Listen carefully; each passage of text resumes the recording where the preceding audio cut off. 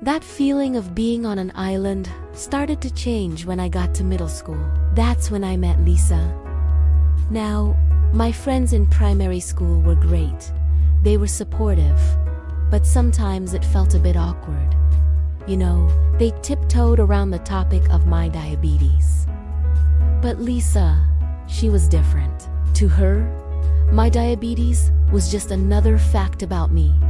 Like having brown hair or being good at math. It wasn't a big deal. It was just a thing I did, a part of my daily routine. She was incredibly observant and so fiercely practical. There was no fuss with Lisa.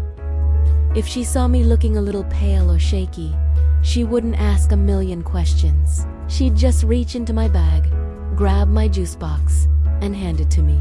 No words needed. It was this quiet understanding that made everything feel so normal. She didn't treat me like I was fragile. She treated me like a friend who sometimes needed a juice box. I'll never forget this. One day in art class, we were all working on our projects, and this kid, who was known for being a bit of a troublemaker, walked by my desk. He saw my insulin pen lying there and, thinking it was some cool new marker, he just snatched it. He started clicking it, looking at the needle, and I just froze.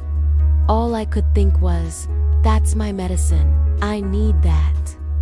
My face must have gone white, because Lisa saw it happen from across the room. She didn't shout. She didn't cause a scene.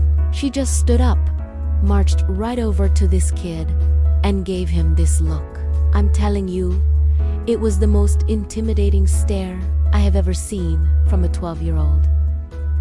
It could stop a train, and she said, in this deadly quiet voice, "That's her medicine. Give it back. Now." The kid just blinked. I think he was too stunned to even argue. He mumbled a sorry and handed the pen back to her. Lisa just took it, walked back to my desk, placed it down, and went back to her own seat as if nothing had happened. But for me, in that moment, everything had happened. That quiet, powerful act of defense meant more to me than 1,000 well-intentioned questions or sympathetic looks. That's when I really understood what true friendship was. It wasn't about feeling sorry for someone. It wasn't about pity.